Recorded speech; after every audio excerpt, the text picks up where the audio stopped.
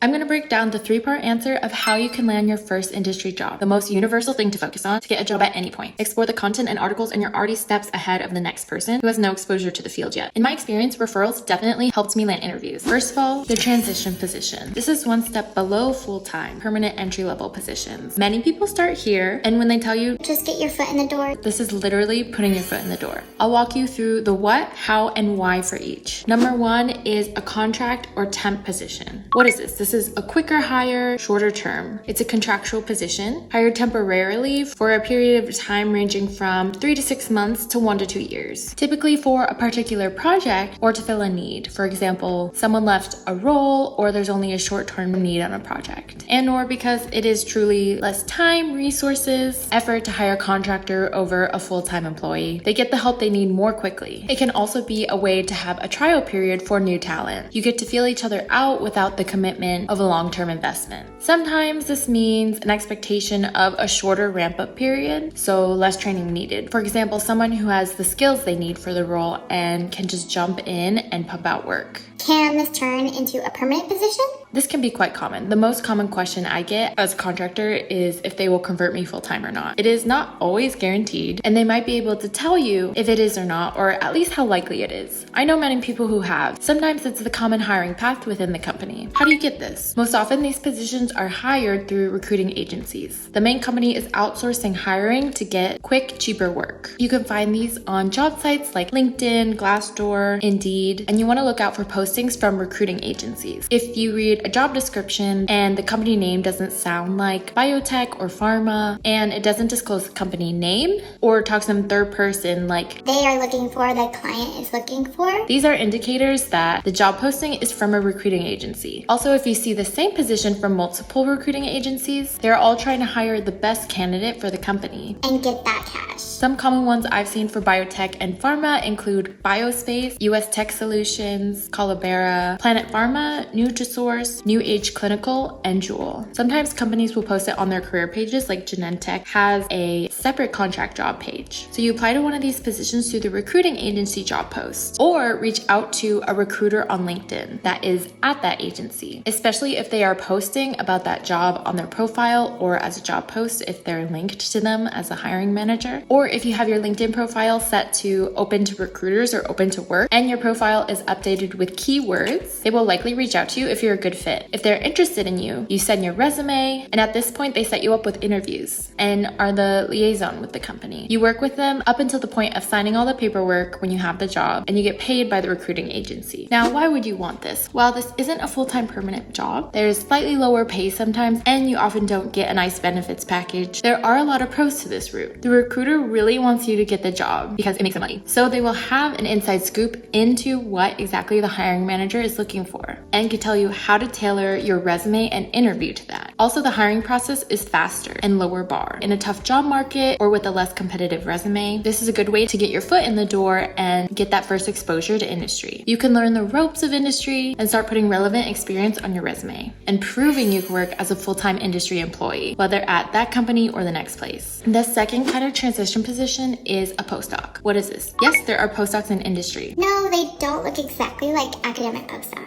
For those coming from a PhD, this is a 2 to 4 year position doing research at a company with the goal of publishing and can support their drug pipeline efforts or whatever product discovery they're doing. The expectation is typically to have an independent project that you can drive, similar to an academic postdoc, but you might have more resources from the company, and there's a more translational biomedical focus. You're going to be in the industry environment, learning how that works, building skills, connections, and understanding. The angle is a little different as you likely aren't on project or program teams directly contributing to moving therapies and products along, but you're a bit tangential and supporting that work. It's still really valuable experience. So how do you get this? You apply on a company's website, sometimes posted on job sites too. Often it's through a postdoc program that might be hiring more at a particular time of the year. But but not necessarily. Typically, they're looking for things similar to an academic postdoc, someone with PhD and expertise in a particular area, a track record of driving and producing, and someone wanting to work under a lead investigator, PI type figure, either with some level of mentorship, guidance to learn, get experience, and do research in a particular area. So why would you pick this? This is another great option if you know you want to go into industry, but the job market is tough or competitive like it is right now. Or you want to gain experience in a slightly different field, or you need more experience in publications, adding more things to your resume to be more competitive for senior scientist roles. It's also just a great opportunity to get into industry at any level, as it is still a job. The pay is typically less than a full-time permanent employee, but you do usually get benefits from being an employee at the company. Versus contractor roles, you're not technically an employee of that company. It is geared towards people who want to grow as a scientist, particularly into a group leader, kind of like a PI path, but in industry, since you are building your publication portfolio and expertise. There can also be really good postdoc resources, and you might be treated kind of like a cohort, like mentorship programs, presentation opportunities, networking, conferences. The mentality of the research is more similar to academia than a full-time scientist position, as you're asking more basic research questions than questions that have a goal of moving a drug or product along. If you still have an itch to find out cool, novel science, this is a good fit for you. You might not be able to get that much in industry, depending on the group or company, or in general, unless you're in early discovery research. All right, the third transition position type is rotation programs. These are short-term programs to get hands-on experience in various industry roles through structured training and mentorship, typically about a year or two. These are at the bigger pharma companies and are a great way to explore multiple functions or different areas or departments with different responsibilities, especially if you're not as familiar with the various areas and or what you want to pursue. You can gain connections and broad experience this way, maybe similar to how you can get a very diverse experience and responsibilities working in a startup compared to a big pharma company. Typically, there will be applications for these on the particular company's website. You could do a search for rotation programs in industry. I know my friend in undergrad did one at Genentech after graduating in multiple areas, not just R&D, which is the research heavy side that you might be used to. She actually found an interest in the non-science research side, I think more clinical and operations, and found a career path that way. These programs are really good to develop skills, explore multiple career paths, build a network, and build a foundation of knowledge and experience quickly to learn the ins and outs of the company or industry rather than slowly picking that up over time if you're working in one particular function. Especially if you think you might not want to be in the lab forever or for your next steps, this is a great way to talk to many different groups, gain skills and experience in multiple areas, and add things to your resume to be a really well-rounded candidate for your next roles. It also means you'll meet a lot of people at the company and have a better chance of them wanting you or referring you for roles at that company or in future companies they may be at. To shift gears a little bit, and before I jump into the most universal thing to focus on to get a job at any point, for those of you who are still in school, either graduate or undergrad, the first way is through an internship or a co-op. These are usually paid, and you can use it to explore your fit for that industry and dip your toes in. These are uniquely available during this part of your career while you're in school or right after school. As an undergrad, these prepare you for grad school. As a grad student, they prepare you for industry. These are really valued on resumes, actually. Having been on the inside means something because it is quite different than academia. If you're still in school, undergrad internships will likely fall in the summertime, so look out for application deadlines well before this. Graduate student internships could also be in the summer, but co-ops and longer term internships could be for a semester or term at any point in the year. This means you'll likely need to get permission to do this while you're still in school from your PI or advisor to take a semester off. So here's what you need to figure out. The when, chat ahead of time. Let them know you're interested in this as soon as you know. They may want you to wait till you're almost graduating, so you're done with most of your research or responsibilities before going for this. Pay attention to application deadlines. What are your expectations? Are you expected to continue remote work while you're at the internship, writing your thesis or a manuscript on the weekends or after work, or no work? Do you just have kind of a semester off?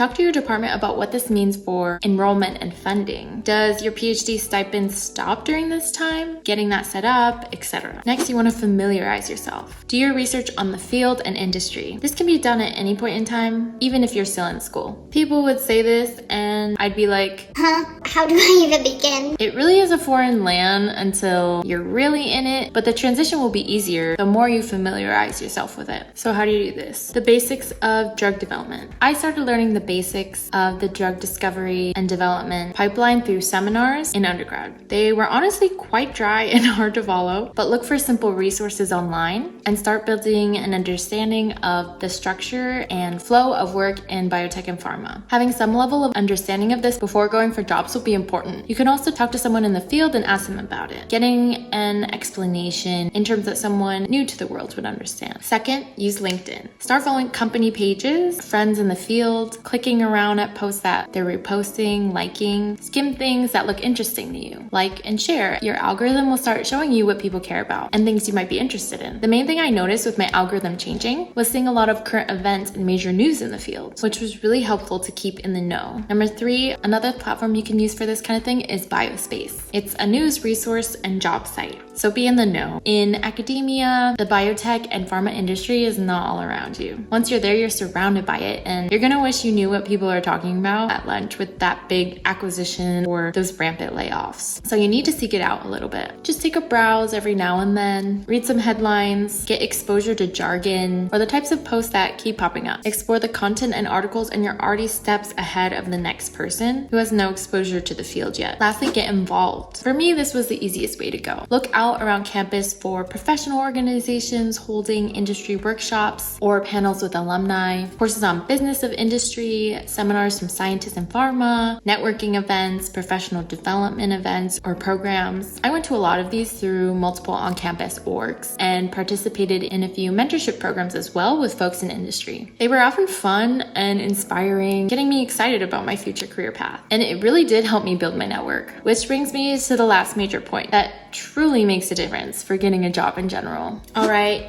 Use your network. How to network. 3 parts of this too. 1, the who. Find connections. Go the easiest path first. Think your friends. Who are all the friends from school, close friends, then people who you were friendly with, maybe from class or studying, then acquaintances. All are fair game. 2, use mutual connections. If a friend or family member or colleague can introduce you to someone, that is great because having that mutual connection means if your friend likes you, that connection will probably like you too. And they're probably happy to chat. Number 3, 1 degree away. Using social platforms like LinkedIn and Facebook, Instagram, TikTok can help you see if you have mutual connections with someone or come from similar backgrounds. This could be college, grad school, hometown, etc. Any connection you make could be enough for someone to agree to connect with you. There was someone from my undergrad class who wanted to connect on LinkedIn, and it was nice to see a fellow alum on the job market. She went down a similar career path. She had reached out about my company, and I didn't see her message in time, but I got to see that she landed a position at another friend's company, and I gave a little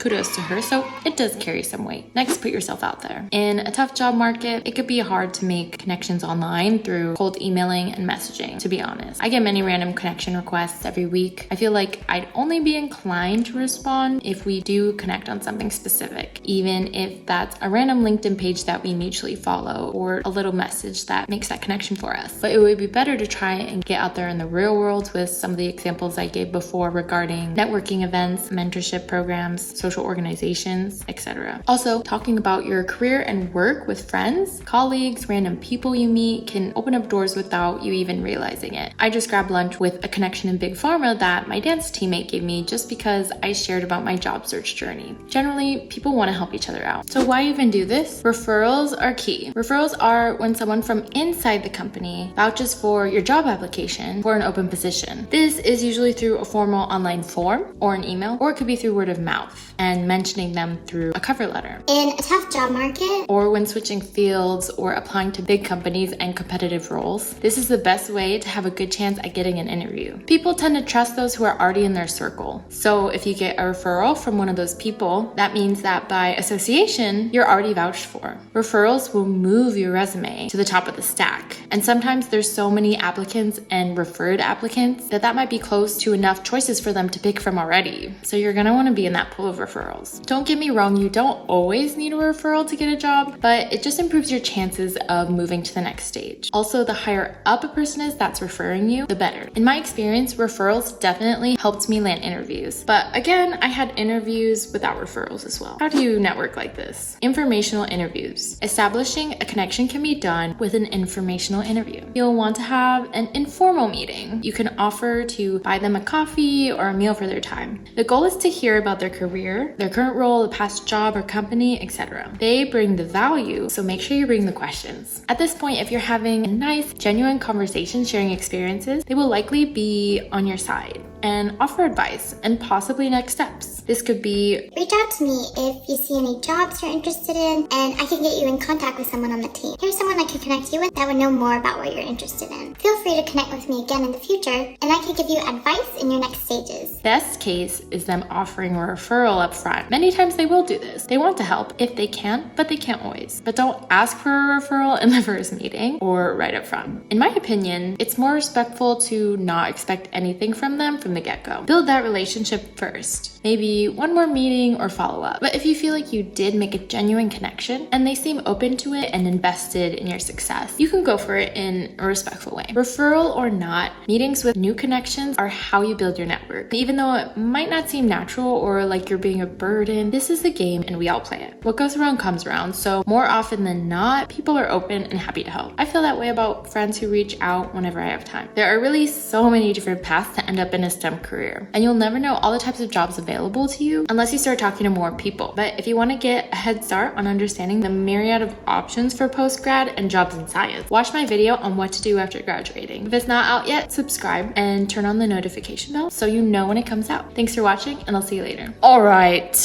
Project. My coworker put me on.